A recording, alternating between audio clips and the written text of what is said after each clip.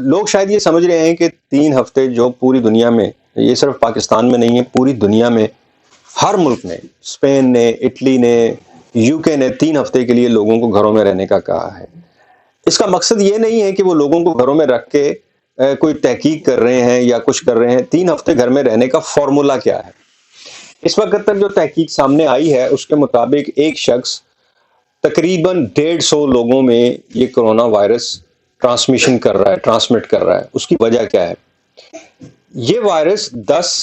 جو اس کے 14 دن جو اس کا میکسیمم ٹائم دیا گیا ہے وہ کیا ہے؟ 5 جو اس وقت کی تحقیق ہے اس کے مطابق 5 دن سے لے کے 11.5 دن تک 11.5 دن تک اس کے اثرات نمودار ہونے میں لے سکتے ہیں۔ کسی میں 5 دن میں ہو جائیں گے، کسی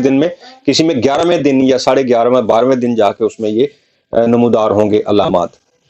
اب جب تک اس میں یہ علامات واضح نہیں کہ وہ ایک نارمل انسان ہے، اور اس 11 دنوں میں یا 8 دنوں میں وہ کن کن لوگوں میں محلے میں گھوم کے آیا، کن لوگوں کو ملا، کس سے ہاتھ ملایا، کس سے باتیں کی، کچھ وہ خود بھی شاید بھول چکا ہوگا 12 دن میں،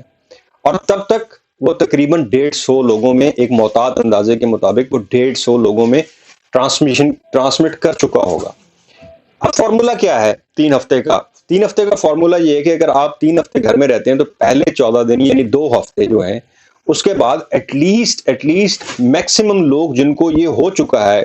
خدا نہ کرے اللہ ان کو صحت دے، جن میں یہ ہو چکا ہے، ایٹ لیسٹ ان کو یہ پتا چل جائے گا کہ یہ ہم میں ہے۔ کم از کم ایک تو وہ احتیاط ہو جائے گی، دوسرا وہ ان 14 دنوں میں جو 150 مزید لوگوں کو مزید اس نے ٹرانسمٹ کرنا تھا وہ بھی بچ گئے۔ بالکل اس کی بڑی وہ کہتے ہیں جھٹکی سی مثال یہ ہے کہ آپ ایک فیکٹری ہے، اس میں لگاتار ایک چیز پروڈکٹ بن رہی ہے۔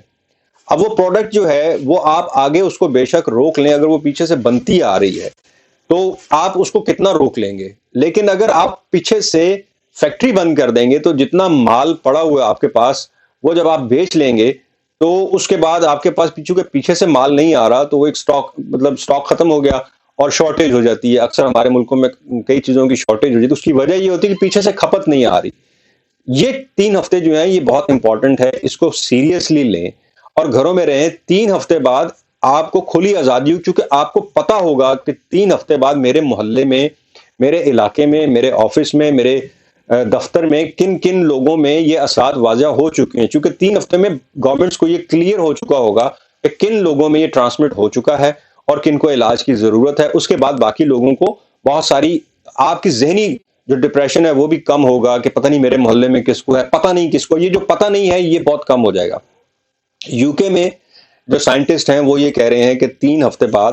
ہم اس پوزیشن، 3 ہفتے میں بہت تیزی آئے گی، یعنی کہ جو کیسز ہو چکے ہیں، ٹرانسمٹ ہو چکا ہے وہ سامنے آئیں گے۔ 3 ہفتے کے بعد یہ ہوگا کہ ایٹ لیسٹ ہم لوگ اس پر آہستہ آہستہ گریجولی کم ہونا شروع ہوں، کیونکہ یہی فارمولا اپلائی ہوگا کہ 3 ہفتے بعد ان کو پتہ چل جائے گا کہ کن کن لوگوں میں یہ ٹرانسمٹ ہو چکا ہے، باقی جو پیچھے سے مزید کھپت بنتی جا رہی ہے جو مشکل ہے وہ کم ہو جائے گی۔